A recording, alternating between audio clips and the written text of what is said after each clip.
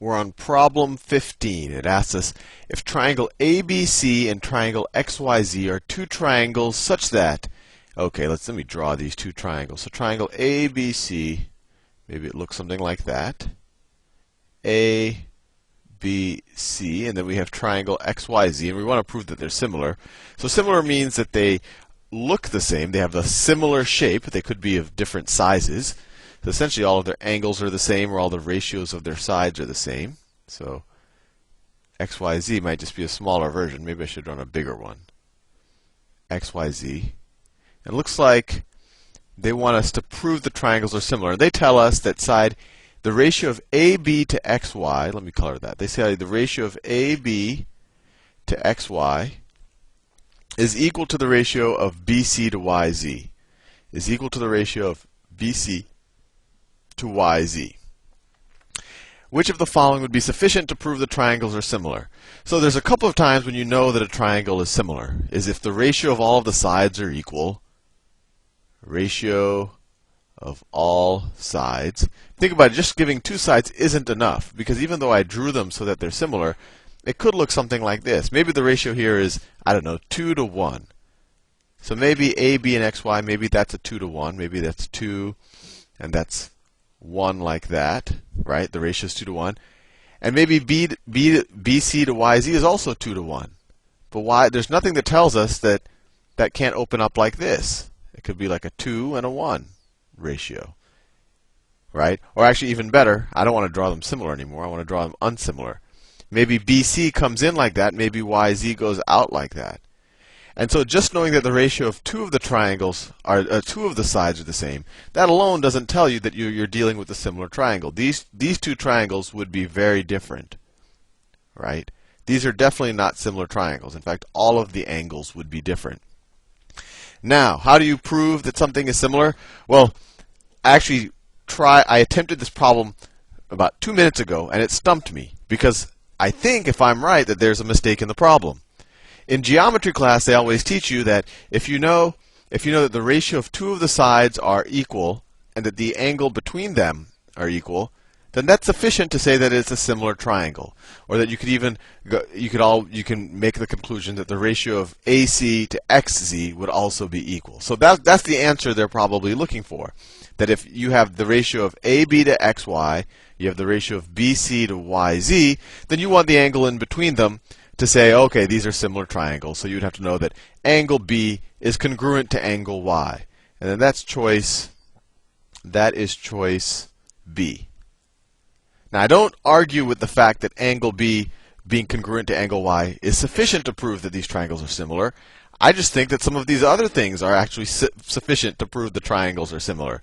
Then they don't teach you the tools in geometry, but you can even think about it intuitively. I mean, once you learn the law of cosines and in trigonometry, which you're not that far away from right now, you'll see that any of the other angles, if you know that the corresponding angles are congruent, you would be all set to know that these are going to be similar triangles. So if you know that for example, if you know that angle C is congruent to angle Z, and you could even think about it. Let's say if you knew that angle C was congruent to angle Z, there is no other way to draw this triangle versus just having a similar triangle. So example, see in this one right here, this would be angle C, and this would be angle Z. And clearly these two aren't congruent. If you think about it, when you say that this angle is congruent to this angle, you're constraining the shape of this line right here. You're constraining the direction that it goes in, right? You're constraining the direction it goes in. If you forced this angle to be the same as, let's say that you said this angle is equal to that angle, then you would have to go out in this direction out there. And then you would break what you originally said, that the ratio of that to that is equal. So just think about it in terms of when you add another angle, it actually does constrain the triangle to being similar. And the same thing is true, angle A and angle X. If you know that angle A is congruent to angle X, that also constrains the triangle to being similar. The only one that I know definitely isn't sufficient is angle X being congruent to angle Y. That's useless. These two angles, that just tells you that there's some type of an isosceles. Let's see, angle X congruent to angle y. Yeah, that doesn't help you. I mean, that tells you that this one is an isosceles triangle because you have these two base angles would be the same. So that would be the same as that, but it doesn't tell you anything about how does this relate to that. So even though the answer they're looking for is probably B, I would say that A and C were also sufficient. Next question. Question 16. And send me a note if you think I'm missing something. Because I thought about it a little bit. All right, 16. 16.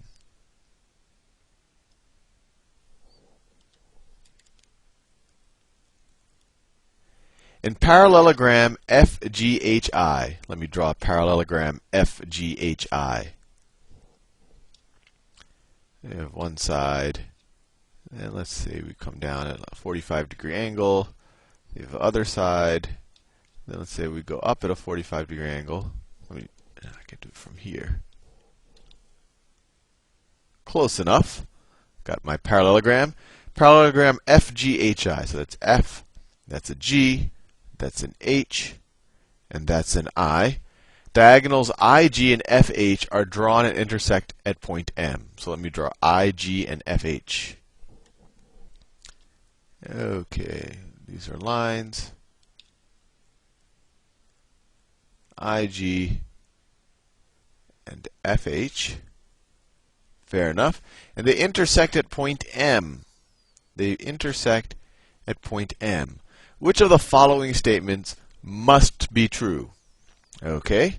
See, triangle FGI must be an obtuse triangle.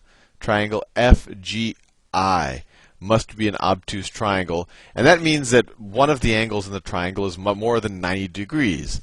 I mean, just the way I drew it here, which is a completely legitimate way to draw it, all of these lines are parallel, we see that that doesn't have to be the case because just the way I drew it, all of these angles are less than 90 degrees. So that's definitely not the case. Triangle HIG must be an acute triangle. Triangle HIG must be an acute triangle. HIG must be an acute triangle. So let's think about it a little bit. Let's try to prove it by contradiction. Let's say that one of the sides was more than 90 degrees. So this is just the way I happen to draw it right here. But if you think about it, I could have drawn it like this. So the way I drew it, HIG is an acute triangle. All of these sides are less than 90 degrees. But I could have drawn this the complete opposite way. Let me draw it that way actually. I'll do it quick and dirty. So what if I drew it like this?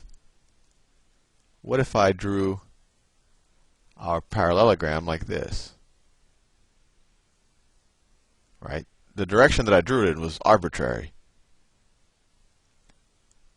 So now this is F, G, H, and I. And they're talking about triangle HIG. Right? Well, clearly in this case, angle H right here, this is an obtuse angle. Right? That is greater than 90 degrees. So there's nothing, and so the HIG would be an obtuse triangle. So there's nothing that prevents us from drawing the parallelogram like this, which would make this an obtuse triangle. So that triangle does not have to be an acute triangle, so B doesn't work. All right, what else do they say? Triangle FMG, that's FMG, must be congruent to triangle HMG. Well, that's congruent, so that would mean that all the sides are equal and everything, and that's clearly not true. I mean, they share this side right here, but this side up here could be a lot longer than that side, which would make this side here a lot longer than that side. So that's definitely not true. So D is probably the answer, but let's see if we can prove it. Triangle GMH must be congruent to IMF. So let me do that in two different colors. So GMH, that's that one right there, must be congruent to IMF. Must be congruent to IMF. That's that one right there. Let's see. First of all, we know that this angle and that angle are going to be congruent. They're opposite angles, or as they say, vertical angles. The reason I don't like using vertical angles is because this angle and this angle are also opposite angles, and to call them vertical angles is bizarre because they're not vertical with each other. Anyway, that's just my problem with the notation. Okay. All right. Okay, so where were we? We wanted to prove that that triangle are congruent. This angle is definitely equal to that angle. And we know that this line is parallel to this line, right? So we could view each of these crossing lines as transversals between two parallel lines, right? That's a parallel line, that's a parallel line. So if this is a transversal between two parallel lines, then this angle is going to be congruent to that angle.